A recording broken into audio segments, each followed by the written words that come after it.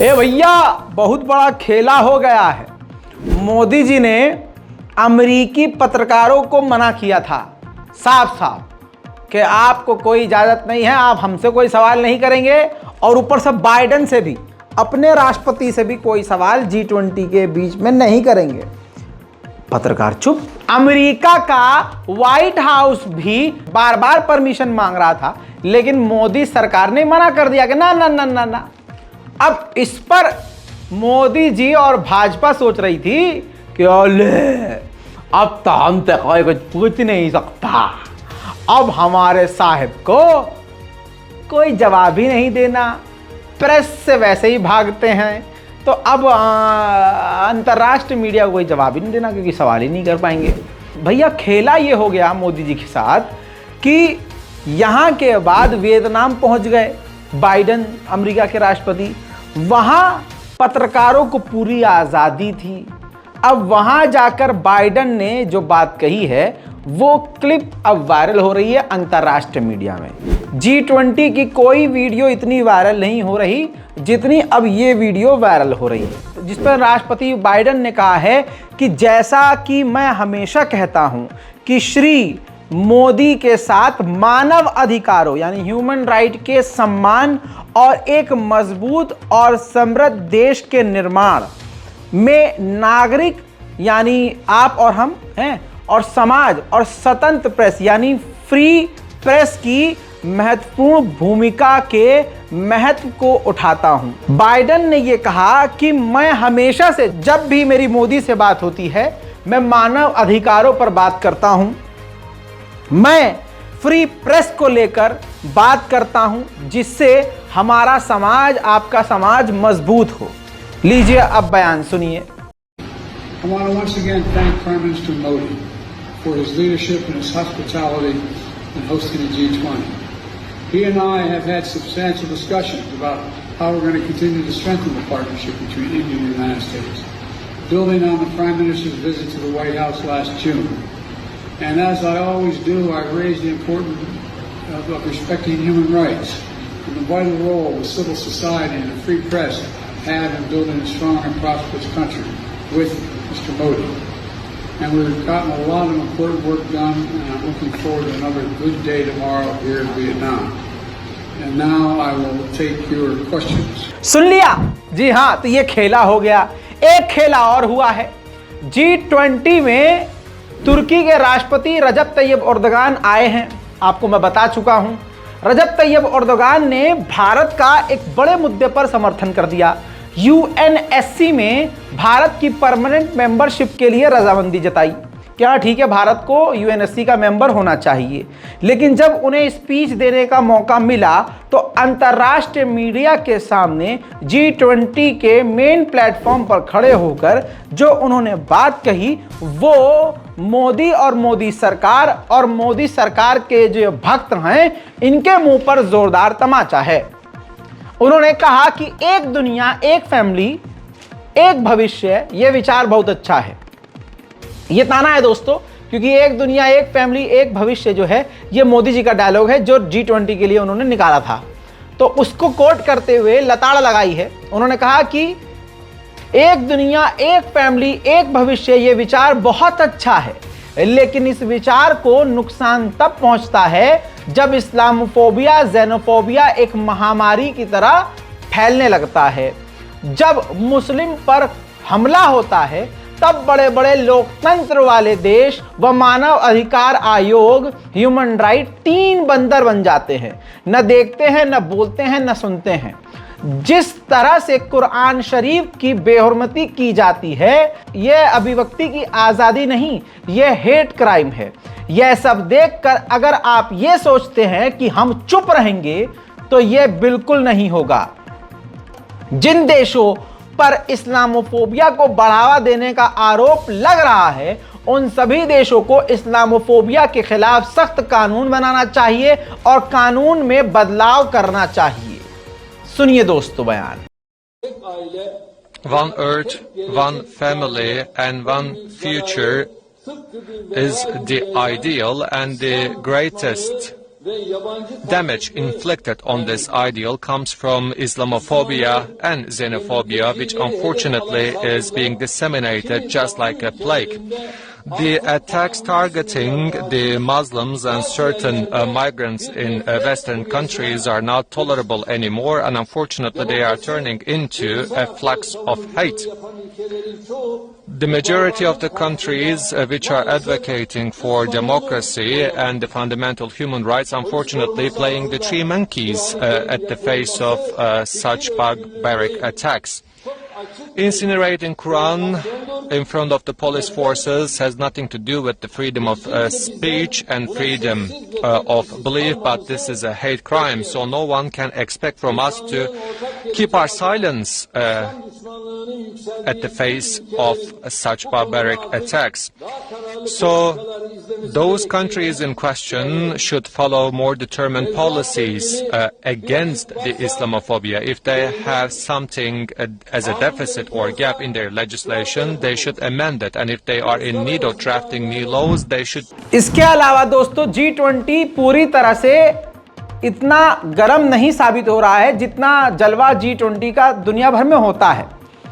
अब क्या कहूं, मैं पनौती किसी को नहीं कह रहा हूं, बस आपके सामने बात रख रहा हूं कि गोदी मीडिया का डिजिटल मीडिया प्लेटफॉर्म आज तक के संवाददाता लंदन में मौजूद हैं ब्रिटेन में, और उन्होंने अपने मुंह से कहा है कि G20 की इतनी बड़ी समिट हो गई है, इतनी बड़ी मीटिंग हो गई है, लेकिन ऋषि सुनक के भारत में मौजूद होने के बावजूद लंदन के किसी भी अखबार ने G20 को पहले पन्ने पर नहीं छापा है। पहले पन्ने पर G20 की कोई बात ही नहीं की गई है। यकीन नहीं आ रहा होगा आपको, आदत से जो मजबूर हैं आप। सुनिए। ब्रिटेन में टेलीग्राफ के अलावा किसी भी मेजर न्यूज़पेपर ने G20 को अपने पहले पन्ने पर नहीं छापा है जरूर, लेकिन बाकी के पिछले पन्नों पर है। और जो दो मुद्दे यूके के लिए, बस हो गया, आ गया यकीन। वो कॉपीराइट के चलते मैंने और वीडियो नहीं चलाया है। दूसरे तीसरे पन्ने पे G20 की छोटी छोटी बातें हैं, लेकिन जहां जितना यहां गोदी मीडिया मोदी मोदी मोदी मोदी ऐसे जो भौंक रहा है, वहां कुछ नहीं चल रहा है। वहां तो ऋषि सुनक पर भी कोई डिटेल में बात नहीं हो रही है। बात अगर वहां हो रही है तो ये हो रही है कि भारत और ब्रिटेन की जो फ्री ट्रेड डील है वो होनी चाहिए, जो कि ऋषि सुनक ने मना कर दिया कि हम नहीं कर सकते, और दूसरे मुद्दे उठ रहे हैं। तो जितना यहां भौकाल दिखाया जा रहा है गोदी मीडिया के द्वारा, दूसरे यहां शांति है। कुल मिला के बात यह है कि कनाडा का पीएम भी भारत में G20 की मीटिंग के बाद इतनी हिम्मत रखता है कि वो दुनिया की मीडिया के सामने आकर प्रेस कॉन्फ्रेंस रखता है। ये प्रेस कॉन्फ्रेंस, लेकिन हमारे वाले दूसरे देशों के पत्रकारों को भी कहते हैं ना, आप ना हमसे सवाल पूछेंगे ना अपने हमारे सवाल। अब मेरे दोस्तों, हमारे मोदी जी के खिलाफ भी बहुत सारे षड्यंत्र रचते जाते हैं। हमारे इतने प्याले अच्छे झूठ मोदी जी हैं, हर इल्जाम उन पर लग जाता है। भारतीय जनता पार्टी पे इतनी अच्छी पार्टी है, इल्जाम लग जाता है। अब देखिए G20 की मीटिंग में करोड़ों खरबों रुपये खर्च किया गया, लेकिन ये देखिए ये क्या हुआ, लोग गंदी बात बोल रहे हैं। वो अभी कुछ दिन पहले, एक दो दिन पहले खतरनाक बारिश हो गया ना, है तो देश विरोधी ताकतें कह रही हैं कि भारत मंडपम में पानी भर गया। ये कैसा खर्च किया पैसा मोदी जी ने, ये पूरा भारत मंडपम में पानी भर गया, बदनामी हो रही है, ये मोदी जी की तैयारी है। जबकि असलियत ये है दोस्तों कि देश में जो विदेश से आए मेहमानों ने कल रात मोदी जी के सामने ख्वाहिश जताई कि हमें बारिश देखनी है। इसके बाद प्रॉपर बारिश करवाई गई और बारिश के पानी को इकट्ठा किया गया ताकि मेहमान इसका लुत्फ उठा सके। अब इस पानी में जो पानी बचा हुआ है, लगा हुआ है, अब इसमें छई छपा के छई नाच होगा। दूसरी तरफ मोदी जी की रणनीति को ये लोग जानते नहीं हैं। इसके अलावा ये पानी लगा है, इसमें बोट भी चलेगी, तो हमारे जो मेहमान हैं उनको नौका का भी मजा जो है इसमें दिया जाएगा। आ जाते हैं खाली हमारे प्यारे से क्यूट से सच्चे मोदी जी को और भारतीय जनता पार्टी को बदनाम करने वाले दूध।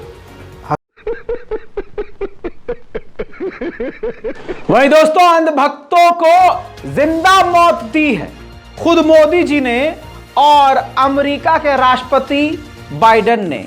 अंधभक्तों के तमाम छेद को बंद कर दिया, ठप्पा लगा दिया कि चलो बेटा अब कुछ नहीं हो सकता तुम्हारा। और खुद आण भक्तों के सरदार ने धोखा दे दिया उनको। आपकी स्क्रीन पर ये स्क्रीन रिकॉर्डेड लगा रहा हूं, ट्वीट है पूरा बाइडेन के ऑफिशियल अकाउंट का। मोदी जी और G20 के तमाम लीडरों के साथ प्रेसिडेंट बाइडेन गांधी जी की समाधि राजघाट पर गए और एक एक लाइन बाइडेन ने जो लिखी है वो पढ़ लीजिए। इसमें उन्होंने लिखा कि आज राजघाट में गया G20 के नेताओं के साथ और भारत के नेताओं के साथ। वहां हम महात्मा गांधी की समाधि पर उनको श्रद्धांजलि देने के लिए गए।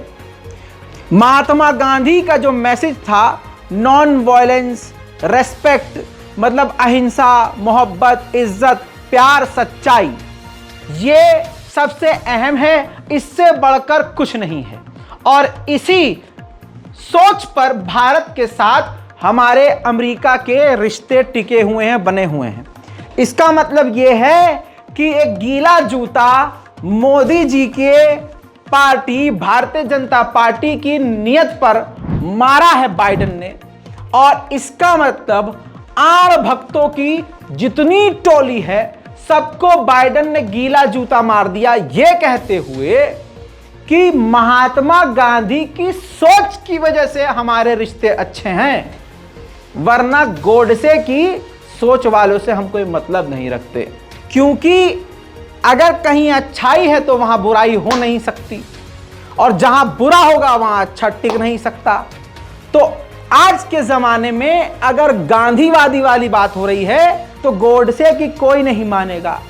आज ये क्लियर हो गया है कि गोडसे की नीति से देश नहीं चल रहा है। भारत अगर आज जिंदा है और सलामत है और चल रहा है तो महात्मा गांधी की नीति की वजह से चल रहा है। इतना ही नहीं, अभी तो जिंदा मौत और इनको मिलेगी अंधभक्तों को। प्रधानमंत्री माननीय नरेंद्र मोदी जी ने आधिकारिक तौर से इस वीडियो को शेयर किया है, जिसमें तमाम G20 के लीडरों के साथ वो राजघाट गए थे और तमाम दुनिया के सुपर पावर देशों ने महात्मा गांधी के आगे सर झुकाया, और इसमें मोदी जी भी सर झुकाए खड़े थे।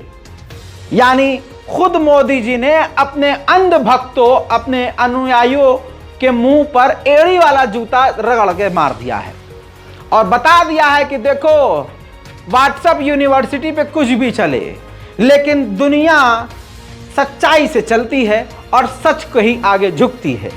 गोडसे के आगे तुम बंद कमरे में झुक सकते हो और अपना नफरत का एजेंडा चला के झुक सकते हो, लेकिन सच, महानता, ईमानदारी की अगर बात करोगे तो गांधी के आगे ही झुकना पड़ेगा। सभी ने महात्मा गांधी को श्रद्धांजलि दी, सबने वहां सिग्नेचर भी किया, सबने महात्मा गांधी के आगे हाथ जोड़ा। और इस वीडियो को खुद प्रधानमंत्री माननीय नरेंद्र मोदी जी ने शेयर किया है, जो आपको मैंने दिखा दिया है। तो अनभक्ता कैसे हो? अच्छा, G20 की मीटिंग में गोदी मीडिया की भी कोई औकात नहीं है, ये तो पता है। कल तक मोदी जी ने दुरदुरा दिया था, कल मैंने आपको दिखाया था, जिसमें मोदी जी कह रहा था अब इसके बाद मैं अपना पत्रकार सहयोग से कहूँगा कि अब आप यहाँ से दफा हो जाइए, मतलब बाहर निकल जाइए हैं। अब इसके बाद आज तक की पत्रकार चित्रा त्रिपाठी ने माइक फेंक कर मोदी जी कुछ कहेंगे, मोदी जी कुछ कहेंगे और वहाँ बहुत बड़े बड़े पत्रकार थे जो टीवी पे जो सारा दिन चाटुकारिता करते हैं, मोदी जी की नालैन चाटते हैं, यानी चप्पल चाटते हैं गू लगी हुई, वो सारे पत्रकार मौजूद थे। अब उसमें से चित्रा त्रिपाठी ने पूछ लिया, मोदी जी टूटेंगे? मोदी ने कहा धन्यवाद, आप सभी का धन्यवाद। प्रधानमंत्री जी आपको बहुत बधाई। आप कुछ बोलेंगे प्रधानमंत्री जी? सबका धन्यवाद, सबका धन्यवाद। प्रधानमंत्री जी आपको बहुत बधाई। आप कुछ बोलेंगे प्रधानमंत्री जी? सबका धन्यवाद, सबका धन्यवाद। प्रधानमंत्री जी आपको बहुत बधाई। आप कुछ बोलेंगे प्रधानमंत्री जी? सबका धन्यवाद, सबका धन्यवाद। अब आइए कांग्रेस की फर्जी मोहब्बत की दुकान आपको बताते हैं। राहुल गांधी का ये प्रोपेगेंडा अब साबित हो रहा है, मक्कारी साबित हो रही है। राहुल गांधी के अनुयायी मुझसे नाराज हो सकते हैं, लेकिन मैं आपको बताऊं कि आप लोगों की भी औकात अब सामने आ ही रही है। हिमाचल प्रदेश में हिंदुत्व के आतंकवादियों ने चादर बेचने वाले एक मुसलमान इंसान को रोका, उसकी गाड़ी रोकी और कहा, ओ मुल्ले, गाड़ी चेक करवा, सामान चेक करवा, कागज दिखा। और उसकी गाड़ी का जिस तरह से मुआयना किया गया, तलाशी ली गई, आप यकीन कीजिए किसी आतंकवादी की गाड़ी भी इस तरह से कभी चेक नहीं की जाती। अगर गाड़ी के अंदर से कोई कागज निकल गया तो जाहिल के बच्चे उसको भी पढ़ रहे हैं कि कुछ तो मिले। अब जो आप क्लिप देखने वाले हैं, कांग्रेस शासित इलाका है, कांग्रेस की वहां सरकार है और हिंदुत्व के आतंकवादियों की हिम्मत वहां भी ऐसी ही है जैसे भाजपा शासित इलाकों में हिंदुत्व के आतंकवादी करते हैं। गाड़ी में एक एक चीज को निकाल कर बाहर फेंक दिया, साजो सामान बाहर फेंक दिया और कोई पूछने वाला नहीं है। अब राहुल गांधी में इतना दम है तो पूछ कर दिखाए कि हाँ बताइए, ये कौन से संगठन वाले हैं, इनको किसने इतनी हिम्मत दी, किस अधिकार से, कौन सा इनके पास पोस्ट है, क्या अधिकारी हैं, कौन से अधिकारी हैं, किसने इनको अधिकार दिया है कि किसी गाड़ी को इस तरह से चेक कर रहे हैं, किसी मुसलमान की गाड़ी को इस तरह से चेक कर रहे हैं। मुसलमान होना गुनाह हो गया है भारत में और कांग्रेस कितनी बड़ी झूठी साबित हो रही है, यहां से देखिए।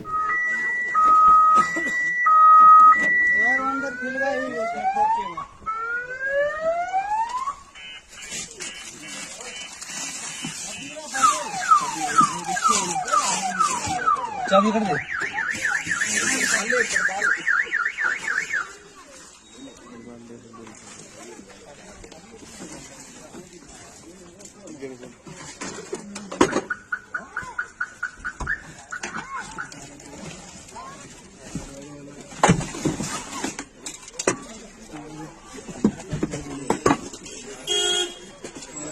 कर फोन कर सारी चेक कर दिया। क्या निकाल दो। एक साइड रखा, एक साइड रखा, एक साइड रखो। आगे कोई पजाम में रखा, पजाम में बिछी कर देता लूंगा।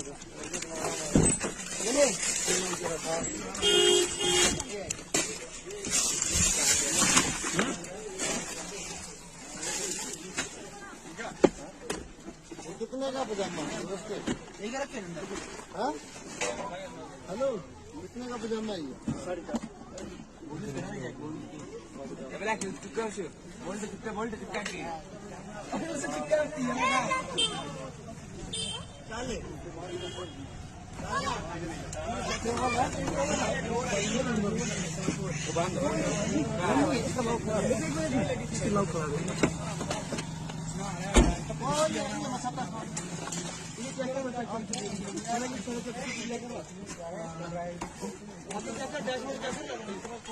चेक करो भाई, डैशबोर्ड करो चेक।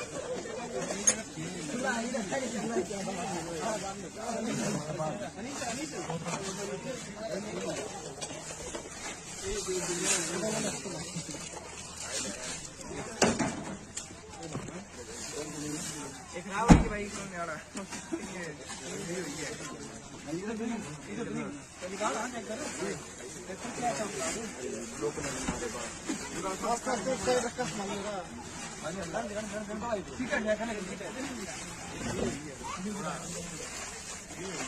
फ्री होइए भाई, ये फ्री होइए।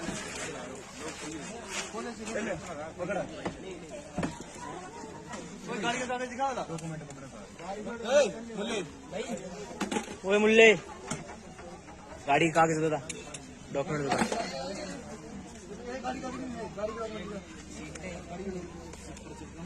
इसी तरह से मोहब्बत की दुकान की एक और पोल खुल रही है।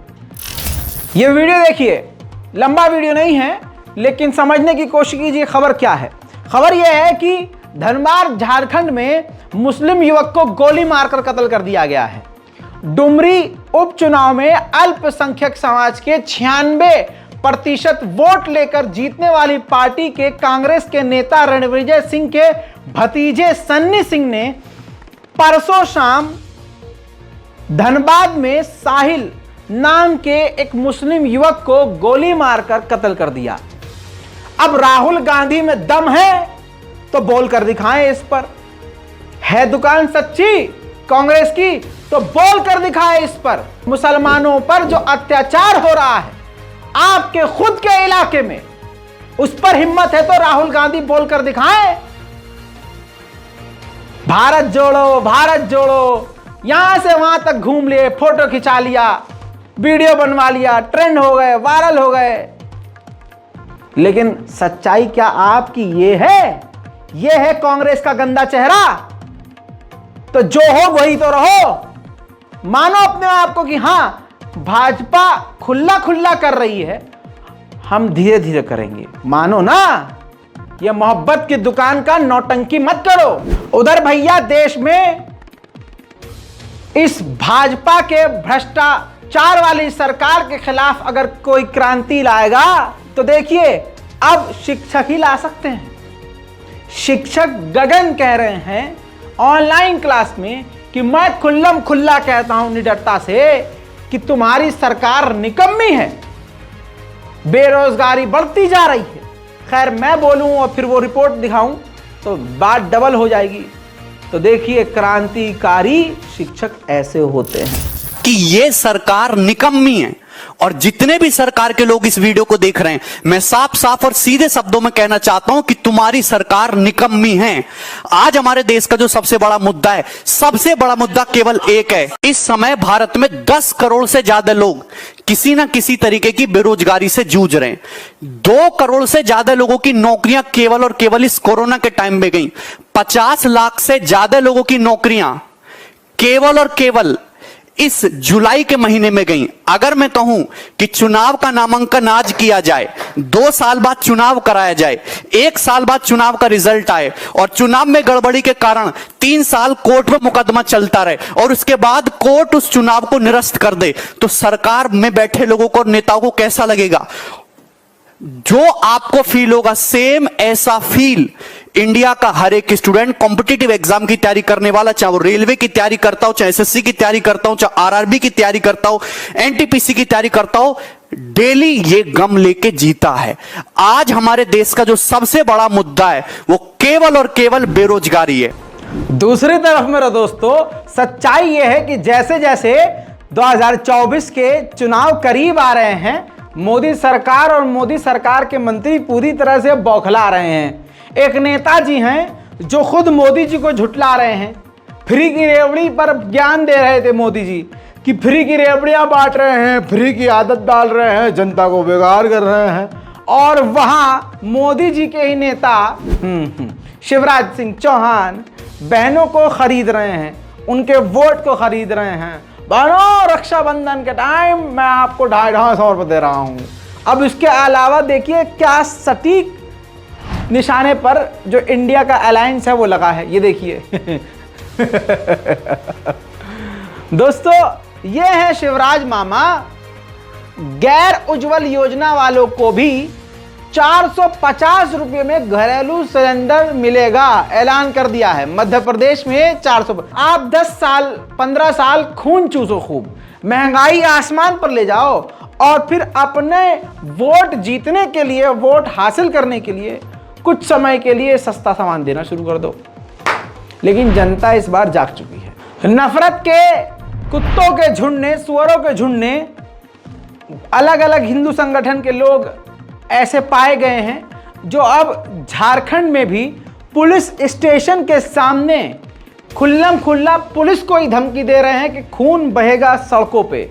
यानी मुसलमान के कत्लेआम की बात सिर्फ सोशल मीडिया या बंद कमरे में लिखना और बोलना छोड़िए, पुलिस स्टेशन के सामने जाकर मारने, काटने और खून बहेगा सड़कों की बात की जा रही है और सरकार और प्रशासन अंधी हो गई है।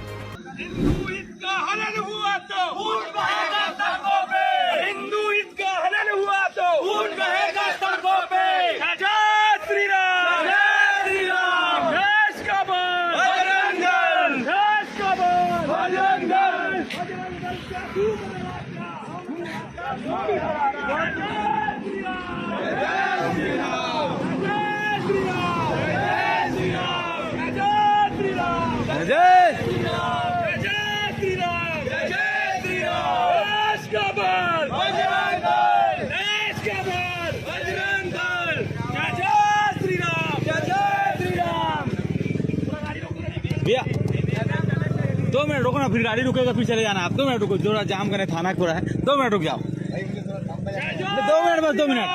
जय श्री राम, जय श्री राम, जय श्री राम, बजरंग दल। चले भैया, आप निकालो किनारे। कई रिपोर्ट में बोल चुका हूं और बार बार बोलता हूं, चुनाव से पहले पूरे देश भर में कहीं ना कहीं या पूरे देश भर में ये भारतीय जनता पार्टी और इनके चाहने वाले और हिंदू संगठन ऐसा खतरनाक खेल खेलेंगे कि आप गुजरात के दंगे भूल जाएंगे, दिल्ली के दंगे भूल जाएंगे। ऐसा आसार दिख रहा है। धार मध्य प्रदेश के इलाके में ये तस्वीर देखिए, ये मूर्ति रखी है, यह मस्जिद के अंदर मूर्ति रखी गई है। धार मध्य प्रदेश का इलाका भोजशाला कमाल मौलाना मस्जिद में इस सरस्वती की मूर्ति को रखा गया है। हिंदू पक्ष ने बनाई थी पूरी प्लानिंग कि मूर्ति प्रकट होने की हम बात कहेंगे, अफवाह उड़ाएंगे। जांच करने पर यह पता चला कि भोजशाला मस्जिद की जाली को काटकर मूर्ति रखी गई थी, जिसे जिला के प्रशासन द्वारा हटा दिया गया है। एक मस्जिद को कितने झूठे तरीके से अपनी मूर्ति वहां रखकर अफवाह उड़ाकर मस्जिद पर कब्जा करने का प्लान था, जो फेल हो गया। इसी तरह से अब समझ में आ रहा होगा कि ज्ञान व्यापी हो या कोई और मस्जिद या कोई भी मजार, वहां ये जो कहते हैं कि अरे यहां पर ये हमारा जो शिवलिंग निकला है, हमारी ये भगवान की मूर्ति निकली है, अब सोचना पड़ेगा कि क्या ये ऐसे ही करते हैं। यहां तो प्रशासन का बहुत शुक्रिया कि प्रशासन ने जांच पड़ताल करके उस मूर्ति को वहां से मस्जिद से हटा दिया। इसी तरह से कहा जाता है भारतीय जनता पार्टी की तरफ से कि डबल इंजन की सरकार है। ना ना ना ना, डबल इंजन की सरकार नहीं, डबल डकैत की सरकार है। अखबार की कटिंग आपके सामने है, किस तरह से जनता के पैसे को लूटा जा रहा है, आप समझ लीजिए। यूपी लखनऊ नगर निगम में स्टेशनरी की खरीद में बड़ी लूट का प्लान था। 150 रुपये के पेन स्टैंड को 1700 रुपये में खरीदा जाता और 10 रुपये के पेन को 95 रुपये में खरीदा जाता। ऐसे ही तमाम चीजों के रेट बढ़ा बढ़ाकर प्रस्ताव पास किया गया था, जिसके जरिए लाखों की लूट होती। देखा मेरे दोस्तों, डबल इंजन की नहीं, डबल स्टाइल में और हर तरह से लूट वाली सरकार है। इसी तरह से मोदी सरकार ने देश को कैसे लूटा है, ऐतिहासिक तौर पर रिपोर्ट है। ये देखिए, शॉकिंग रिपोर्ट है, शॉकिंग। आरबीआई ने रिपोर्ट जारी करके बताया है कि भारत ने 12 लाख करोड़ से ज्यादा पिछले 9 सालों में मोदी सरकार की गवर्नमेंट में बैंकों के जरिए खोए हैं। जाहिर सी बात है, नीरव मोदी, विजय माल्या, न जाने कैसे कैसे लोग जो मोदी के करीबी हैं, भारत का पैसा लेकर भागे हैं और कैसे कैसे खरबों रुपये को मोदी सरकार ने खुद माफ करवाया है। ऐसा भारत के इतिहास में कभी नहीं हुआ। दिस इज आवर मनी दोस्तों, हमारे टैक्स का पैसा है, आपके टैक्स का पैसा है। महंगाई जो बढ़ रही है आज, वो क्यों बढ़ रही है? क्योंकि देश का रुपया लूट चुका है और लूटा जा रहा है।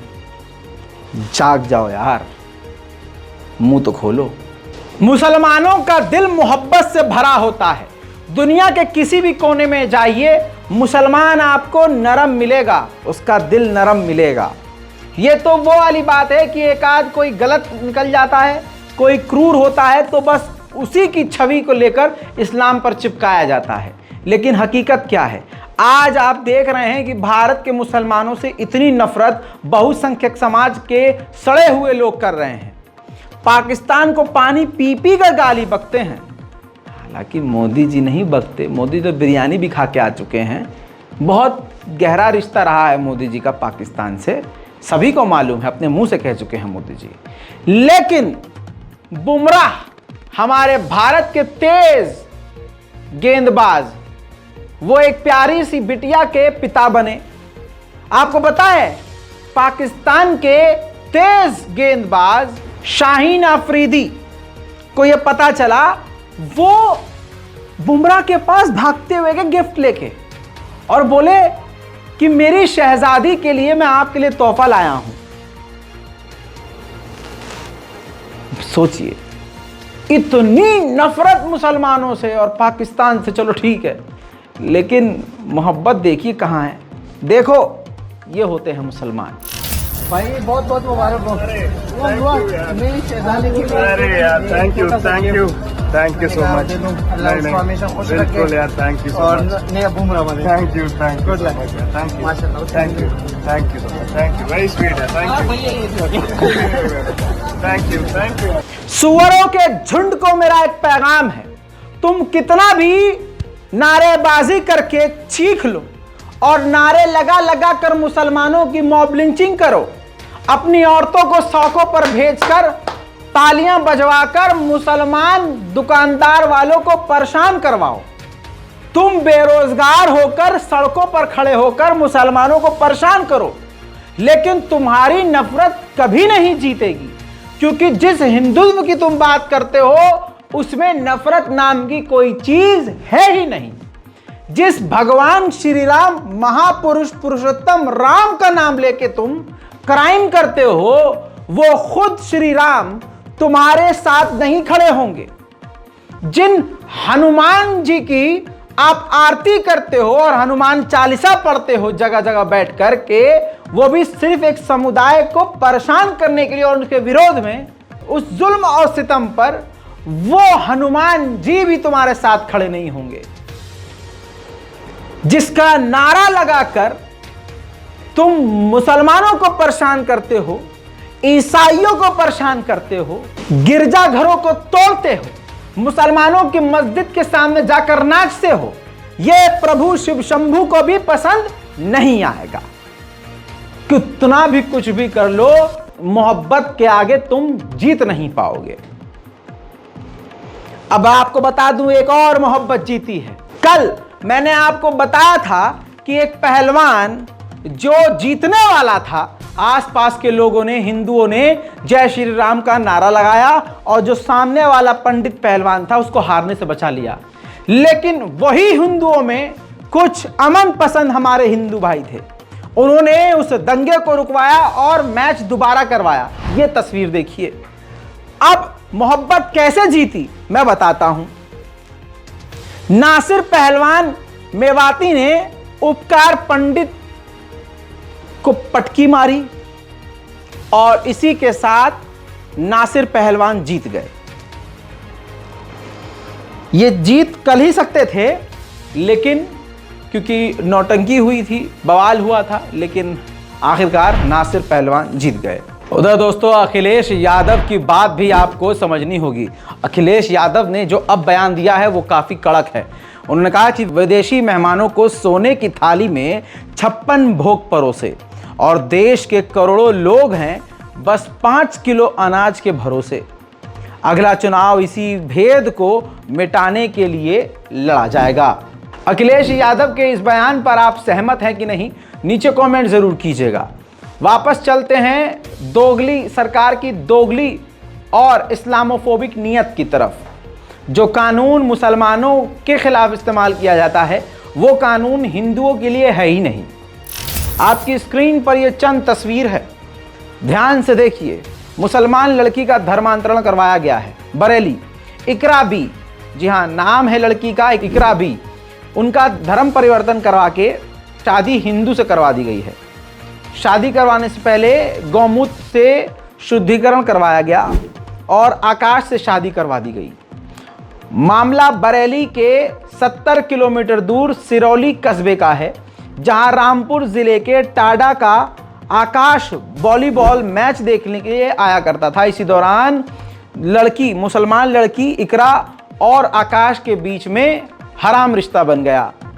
इकरा के घर वालों ने इसका पूरा विरोध किया क्योंकि उनके सीने में इस्लाम मौजूद था, ईमान वाले लोग थे, लेकिन शैतान पूरी तरह से बहका चुका था और भगवा लव ट्रैप के चक्कर में इकरा फंस चुकी थी।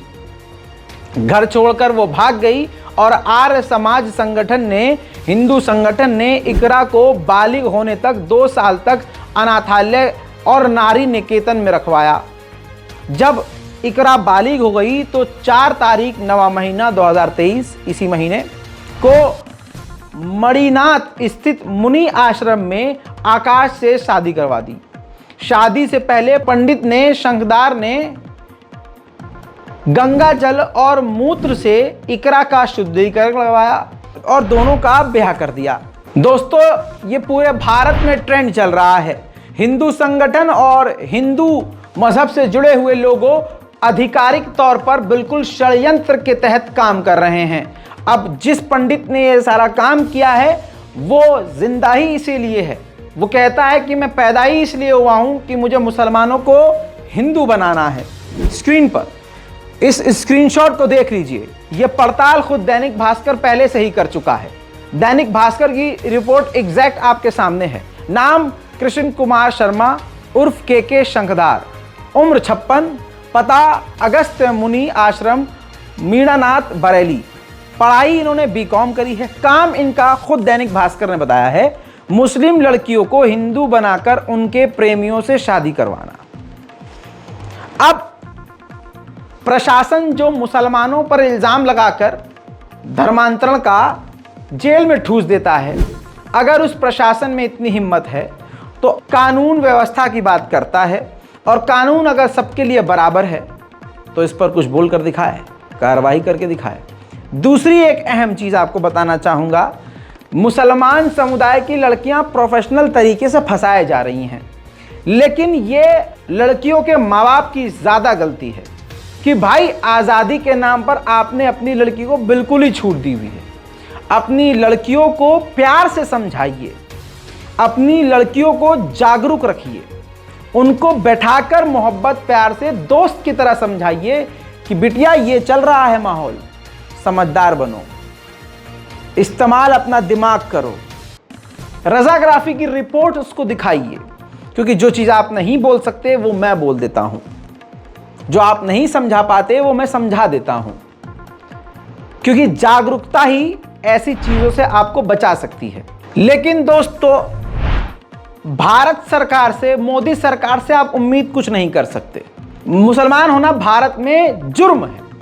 आपको यह भी बताना ज़रूरी है कि आप आज के मौके पर यह समझ लीजिए कि बड़े से बड़ा इनका धर्मगुरु हो और कोई भी ऐरा गैरा नत्थू खैरा टी राजा जैसा भड़काऊ भाषण देने वाला नेता हो, जिसे बेल मिला हो और कुछ शर्तों पर बेल मिली हो। ऐसे इंसान जो बेल आउट होते हैं, शर्तों को तोड़ते हुए फिर से हेट स्पीच देते हैं, लेकिन गिरफ्तारी नहीं होती है। मोदी सरकार की ही प्लानिंग से इनको आज़ाद छोड़ा गया है।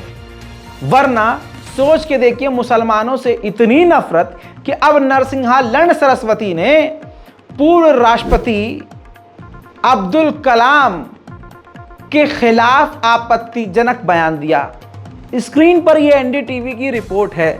इस रिपोर्ट में सीधा सीधा लिखा गया है कि पूर्व राष्ट्रपति अब्दुल कलाम पर अपमानजनक टिप्पणी करने के आरोप में यति नरसिंहा लंड सरस्वती के खिलाफ एफआईआर दर्ज किया गया है। यह आसान बना दिया गया है, सिर्फ एफआईआर किया गया है।